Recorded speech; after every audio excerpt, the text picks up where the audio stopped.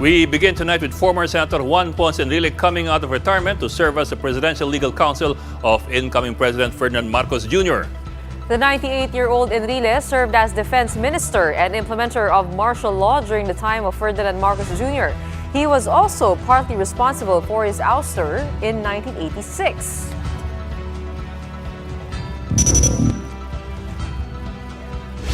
Time for today's biggest headlines. I'm Gretchen Ho. And I'm Ed Lingao. You're watching The Big Story. Aside from former Senate President Juan Ponce Enrile, two more officials have been chosen by incoming President Ferdinand Marcos Jr. to join his cabinet. This more than a week before his inauguration on June 30. Marlene Alcaide with the big story. Former Senate President Juan Ponce Enrile will be back in the political scene after President-elect Bongbong Marcos chose him as the next presidential legal counsel.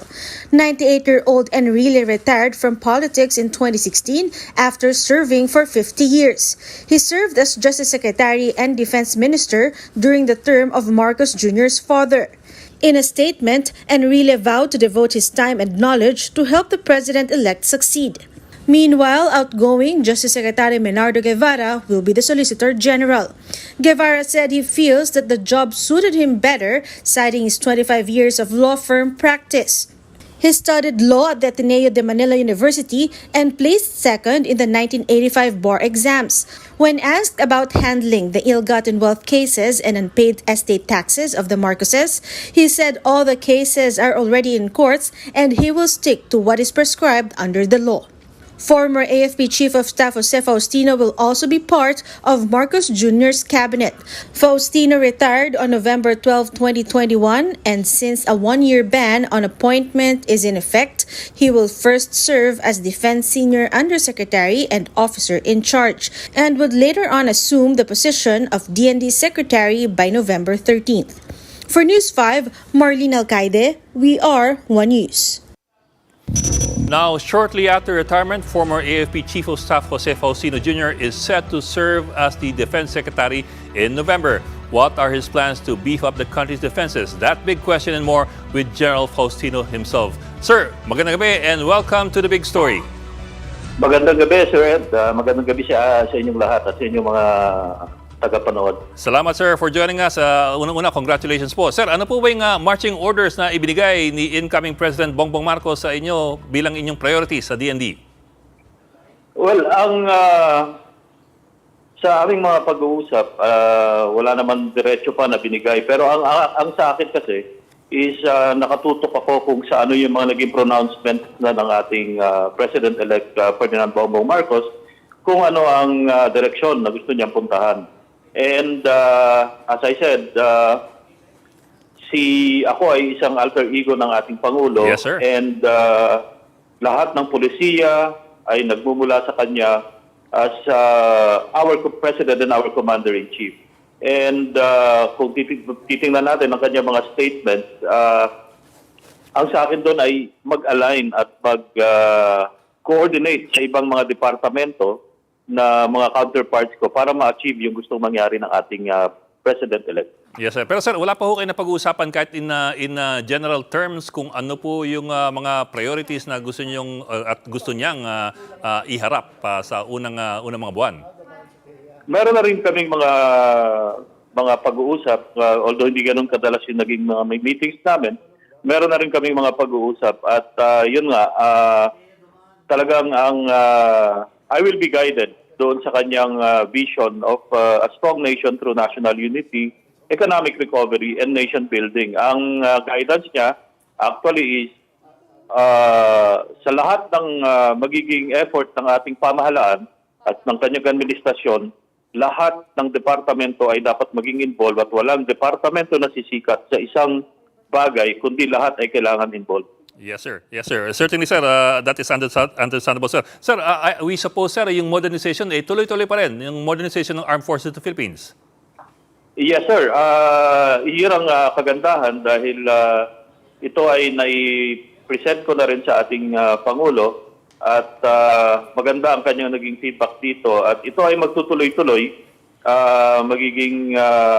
Ito ay isa rin sa mga magagandang nasimulan ng mga previous na administrations na dapat na ituloy-tuloy.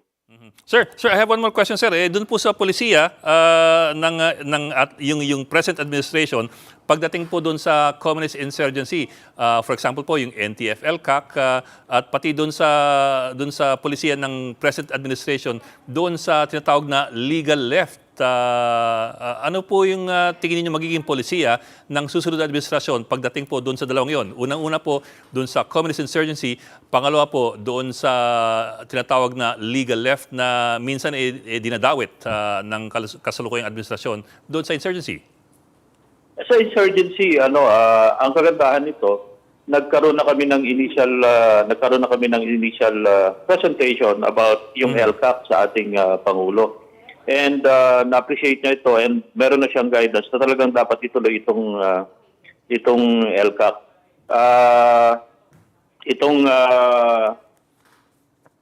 Yung gains na nagawa ng nakaraang administrasyon dito nga dahil naging game changer talaga itong LCAC.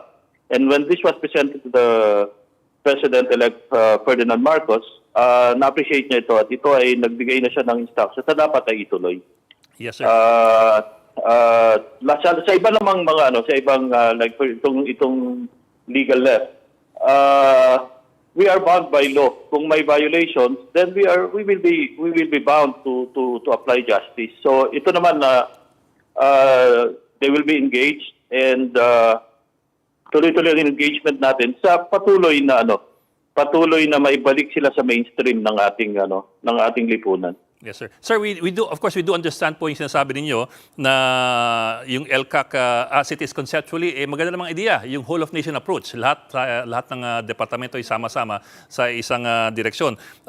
Pero yung nagiging tanong po nung nakaraang mga buwan, kung tama ho ba yung implementasyon? Kasi nga lumawas yung issue ng red tagging. We're wondering po kung napag-usapan yung issue ng red tagging, kung ito po ba magpapatuloy o ito po ba medyo ilalagay doon sa bandang huli? Alam mo, Sir Ed, yung sa red tagging, actually napag-usapan namin ito. Opo. Na-present namin ito sa kanya.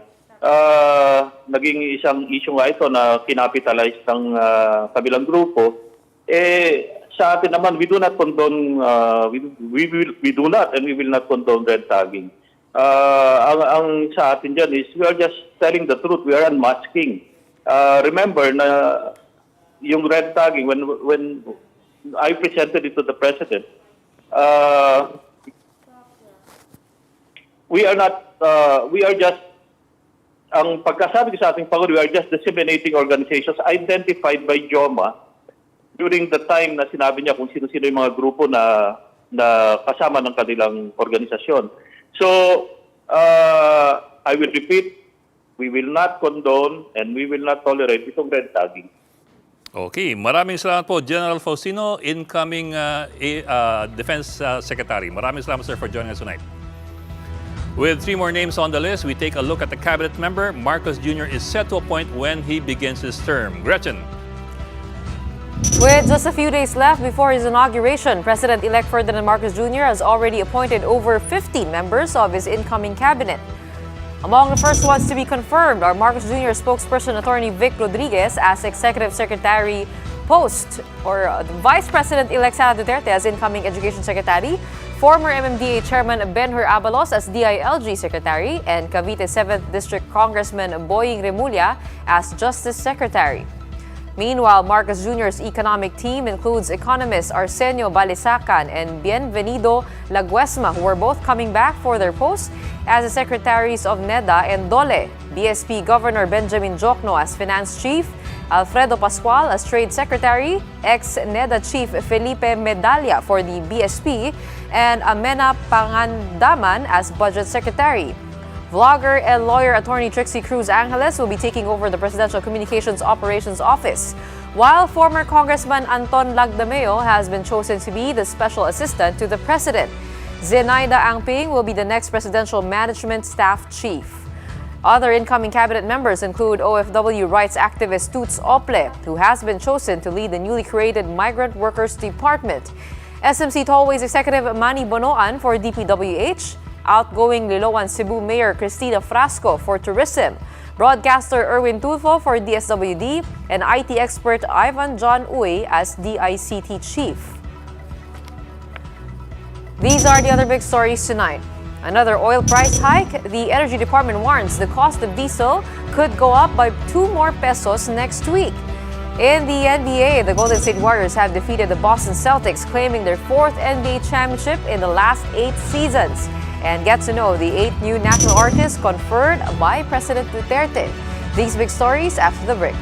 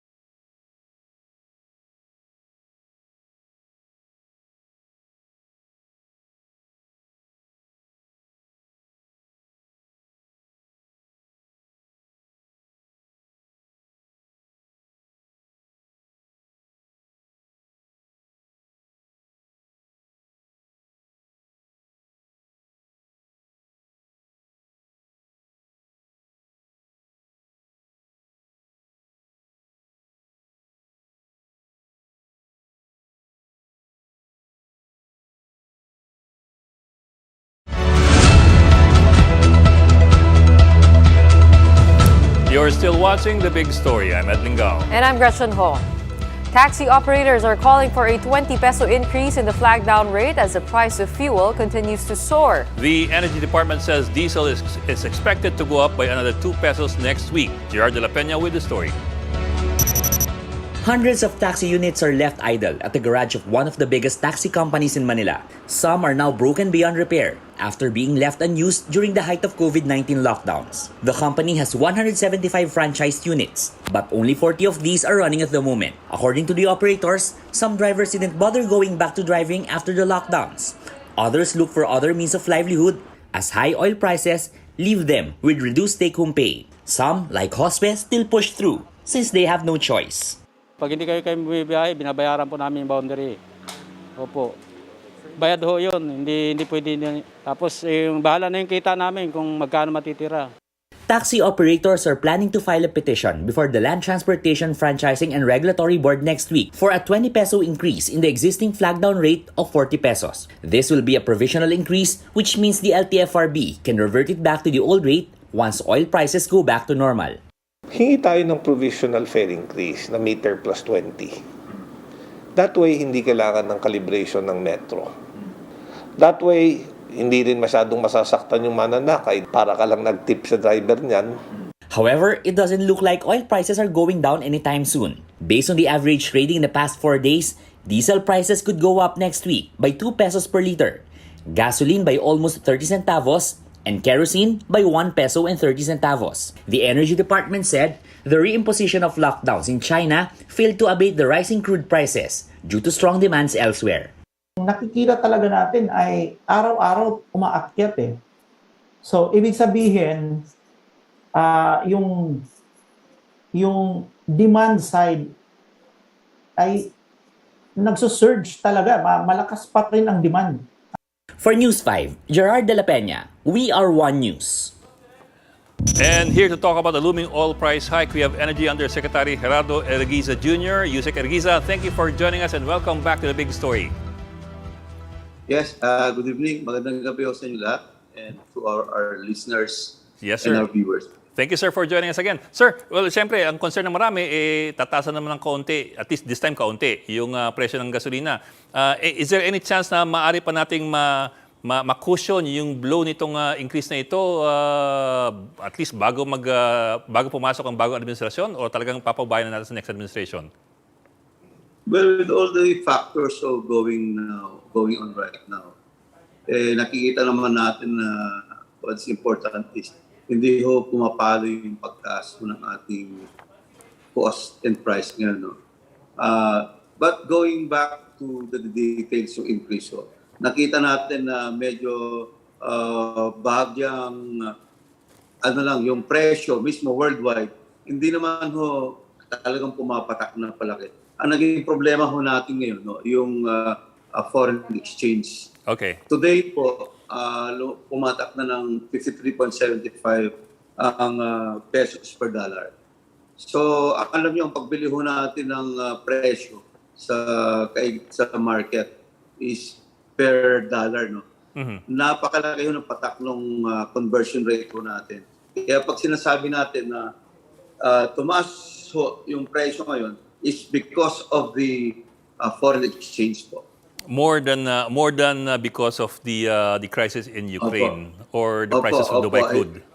Opo, but if you're going to include that in the totality of the cost that it's sold in the market, bagyang tumaso because of the foreign exchange rate. Yes, sir. Well, sir, earlier, in our discussion earlier, you mentioned na baka by July, baka mag-increase ng production yung OPEC, and hopefully this kind of loosens up the supply problem worldwide, and hopefully bring down the prices of crude oil internationally. Are we still looking at that, sir, or that's up in the air? Yes, because the most basic problem that we have right now is this supply production versus the demand that we need all over the world. Kaya pag nag-increase yung production ng OPEC or oil petroleum exporting countries, makaluwag po ito sa ating supply, and the tendency is really to bring the price down. Yes, sir. Pero sir, conversely, di ba, EU is imposing a partial ban on Russian oil exports to the EU countries. And they hope to implement that fully by December of this year. Ibig sabihin po, I suppose, ibig sabihin, whatever effect the EU policy will have on oil prices, hindi pa natin nakikita. Parating pa lamang. In other words, baka tumaas pa. Kung tama po ang ibig sabihin. Worldwide ho kasi talagang maapektuhan tayo dun sa supply. Pagdating mo sa EU kasi ang competition dyan sa market dun sa European side. Kasi hindi sila kukuha dun sa Russia sa European side, no, 5 billion barrels a day yan. Pag hindi na kukunin ang Europe dyan, talagang sisikip po yan at they will go to the Middle East para nagkakaroon na ng competition to sa atin. Yes, sir. Doon sa mga kinukuha natin sa Middle East. Ano po? Kaya ang Pilipinas hindi naman completely kinukuha ang supply natin sa Middle East. Kasi sa Middle East, the majority of what we get there are crude oil or ito yung mga to be refined Yes, sir. product. No? We have another source ng ating oil coming from the Asian side. Hindi dumadaan dun sa European Yes, side sir. or Ukraine side, papunta ng China. No? Ang supply natin ng tinatawag natin refined products. So dalawa yan, refined products and crude oil products. So crude oil sa Middle East po. But the refined products, karamihan nanggagaling ito sa Asia, about 88%, and 30% sa China po. At ang China na nagre-refine, kinukuha niya yung kanyang crude oil sa Russia. Yes, sir. At nire-refine nila, binibenta sa atin.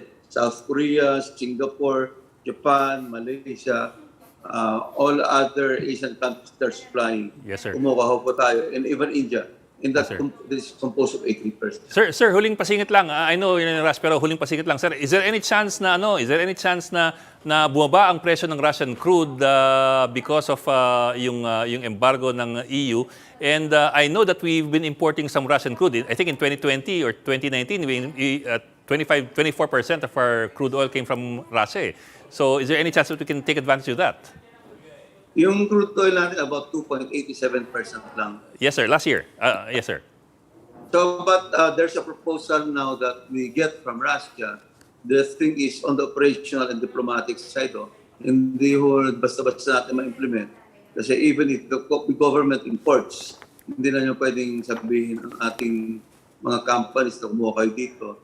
Dahil private ang mga companies ko natin. May mga kontrata na yan.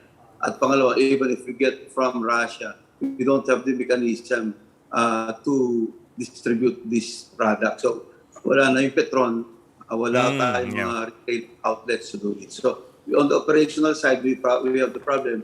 On the diplomatic side, even if we get from Russia, to question ito ng mga community of nations on the alliance natin. Okay. Maraming salamat po, Undersecretary Gerardo Erguiza of the Department of Energy. Sir, thank you for joining us.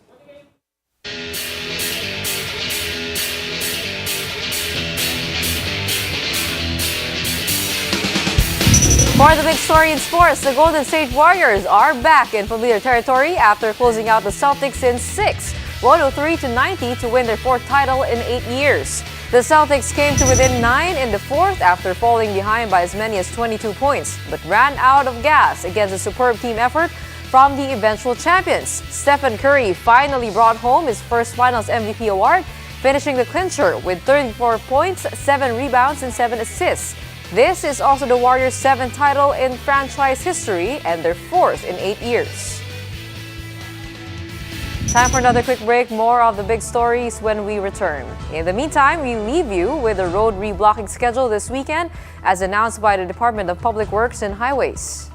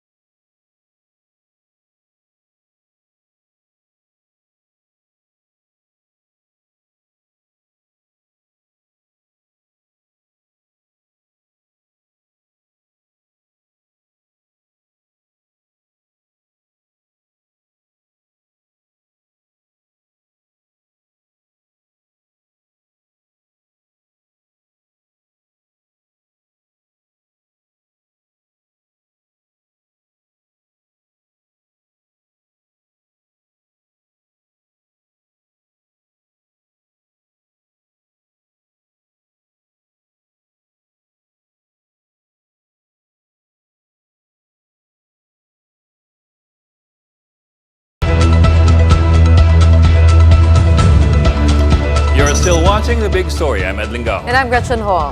It's only 2 days left before Vice President-elect Sara Duterte is sworn into office. The police have already closed several roads and enforced strict protocols near the venue. Marian Enriquez with the details. With only a few days left before the inauguration of Vice President-elect Sara Duterte, policemen in Davao City have begun installing railings at the San Pedro Square. LED walls have also been spread out in various streets near the venue. A gun ban has also been in effect in the whole Davao region since Thursday. The event is expected to draw around 20,000 individuals from all over the country. Even hotels near the area are already fully booked. Pagpasok ng Tagalan ng June, ngayon na po kami nag-fully book. Overwhelming na po since marami na yung guest namin. Meanwhile, Silverio Anglaser, Duterte's designer and consultant, said that her Filipiniana gown has already been delivered. The gown will be an emerald green Filipiniana with details of pleats embroidered with tulle and chiffon. I can imagine this one, she will look regal with the gown. Basically, it's a typical, the classic Filipiniana. But this one has a very soft fabric, flowing. Anglaser started designing Inday Sara's gown during her inauguration as Davao City Mayor back in 2010. But it's not just Filipinianas. Anglaser has also designed casual, semi-formal, and dresses for weddings that Sara attends to. She's so easy to deal with. Yeah, almost all of my clothes, nagustuhan niya man. Never she asked for like, I want this, I like this one. Wala siya mga specifics. Kumbaga, she will trust you 100%. Duterte will be sworn into office by Supreme Court Associate Justice Ramon Paul Hernando using a new Bible given to her as a gift. For News 5, Marian Enriquez, we are One News. Catch One News' special coverage of VP-elect Sara Duterte's inauguration on Sunday. Tune in to Signal TV's Channel 8 and 250 for the live coverage on June 19 at 4 p.m. Better stay tuned for that. Heading into the weekend, what should we expect? Have you prepared your gown? Mag-attend ba ako? Hindi ka ba, wala ka sa Malayo guest ng list? Davao eh. Mahal yung fuel surcharge ngayon. Pero, may bus naman, so pwede kang pwede. Aabot pa ako. Sige. But don't forget to watch, I mean, it's going to be a big story, June 19, Sunday, from 4 p.m. going down. So there will be, syempre, panunumpa. Yeah, Tapos, and we have our live coverage from there. We have our Mojo there for One News and One PH, and we have also TV5, Corin from Davao City, and we have Gemma Bansenya, our local reporter there. We'll definitely stay tuned for that. That happens this coming Sunday. Catch it here on One News. Tsaka pa kasi Gretchen nandun. So June 30 na lang. Okay. That wraps up today's Big Story. Catch us again tomorrow at 8 p.m. on Signal Channels 8 and 250. Please like our Facebook page One News. For more in-depth analysis, visit the webpage onenews.ph. Mask on. Wash hands. And get vaccinated, Philippines. I'm Ed Lingao. I'm Gretchen Ho. We are One News. Have a good weekend.